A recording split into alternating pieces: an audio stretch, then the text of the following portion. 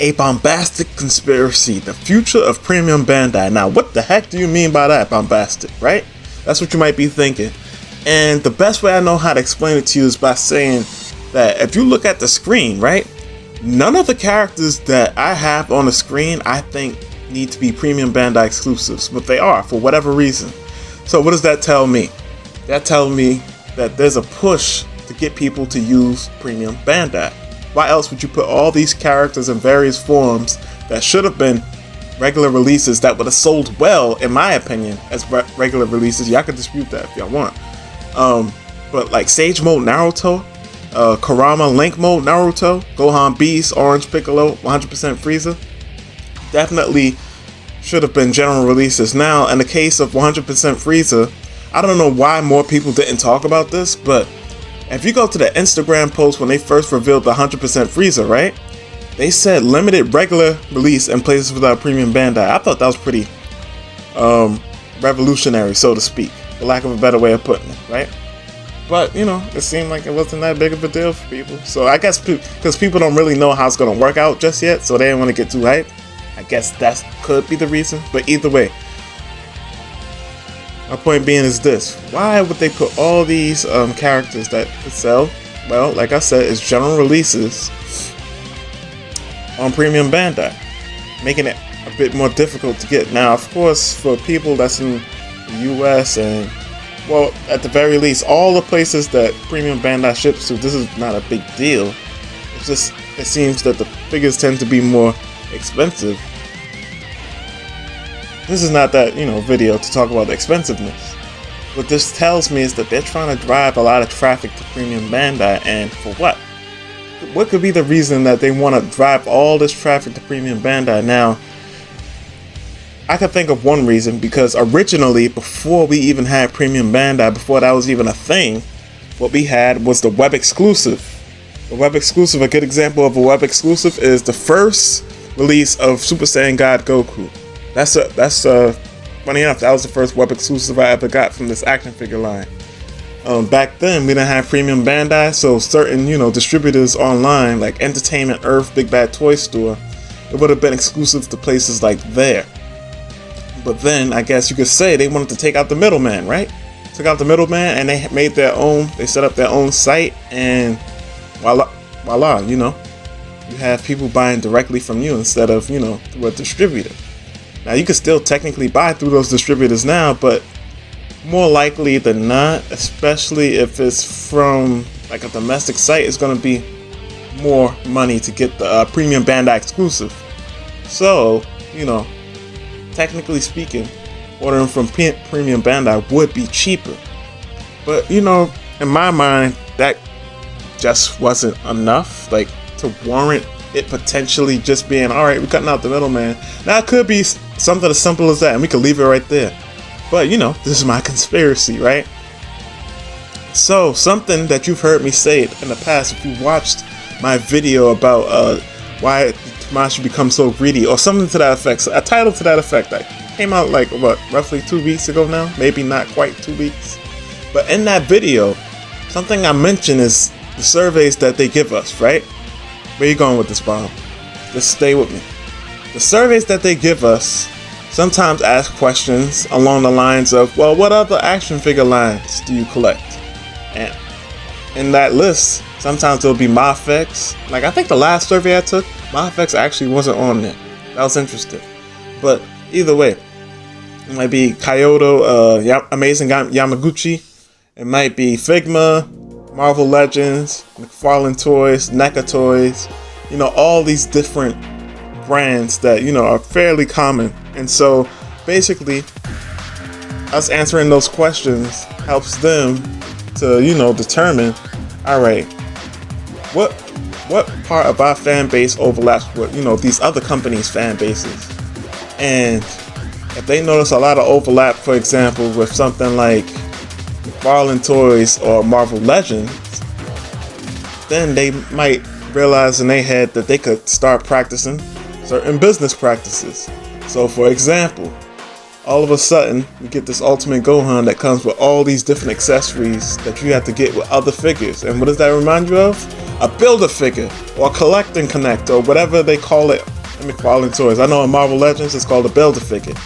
So they saying, hey, you know, you collect that and you're already conditioned to buying things a certain way and having these pieces come together, even though, you know, there's a contingency of people that's like, I hate Build-A-Figures. Why do I have to buy a figure I don't want in order to complete this figure that I do want? You know, that's a whole different discussion, right? But they see a practice like that and they're like, oh, let us try it. And then if the numbers don't reflect what the sentiment or the loudmouth people in the comment section or people like me making a video saying, hey, we shouldn't have to buy figures that we don't want. Like, nobody's forcing you to buy figures, of course. But, you know, we want certain parts, and so some of us will bite the bullet and get the figure. Like I said, nobody's holding a gun to your head, obviously, to get a figure. But my point, because I digress, because I'm starting to get off topic. My point is this.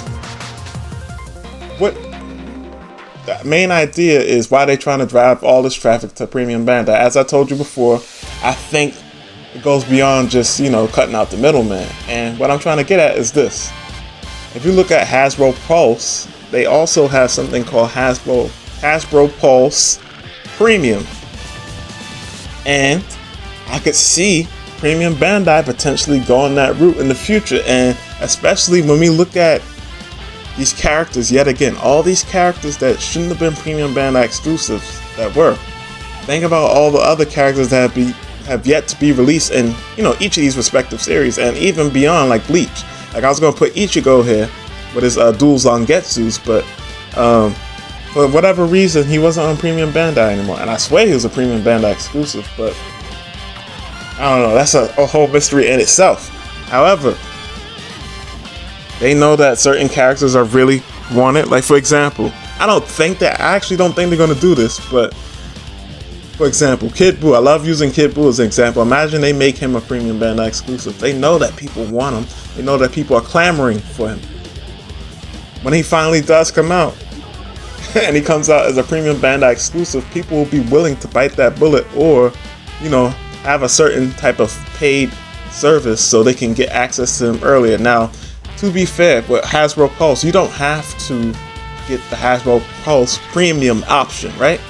You don't have to, but, you know, maybe it'll have certain coupons, or maybe it'll, as my good man Sayura suggested, because I got this partially from talking with him.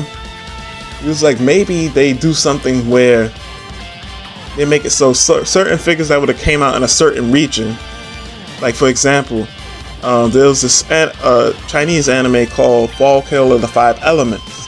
They actually released the main character of that series, but it was never released over here in the West. It came out in like China, if I'm not mistaken.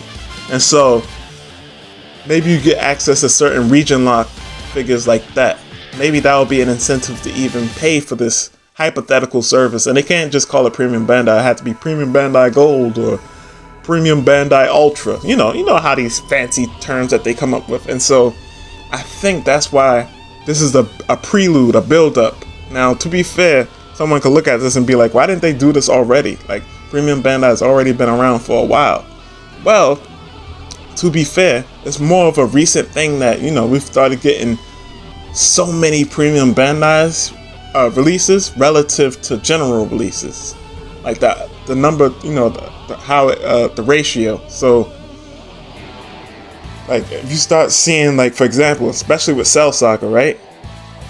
If you start seeing, like, all these movie androids, Premium Bandai exclusive. Now, to be fair, I think you could get away with movie characters being Premium Bandai exclusives, but what happens when, you know, Super Vegeta, for example, or Ultra Trunks, or Second Form Cell? Now, I know a lot of people don't like Second Form Cell, but if they played some type of pivotal role in the main story, I think they should be a general release, in my opinion.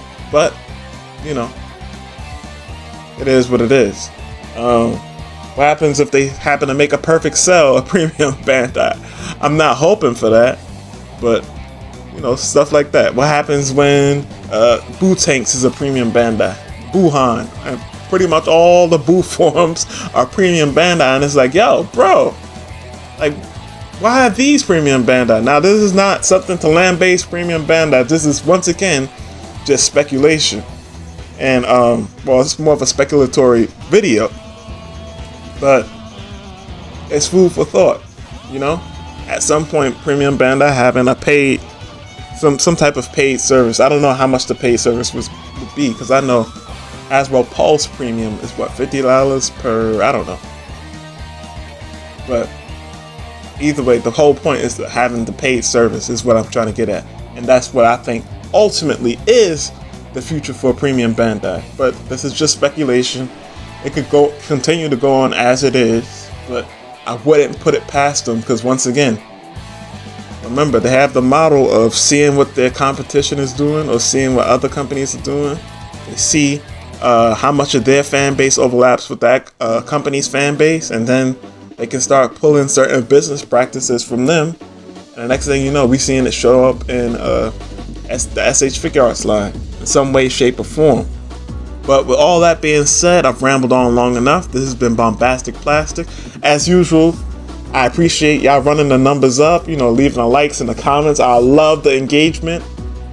And, you know, I can't say thank you enough. But this has been Bombastic Plastic. Stay fantastic. Peace.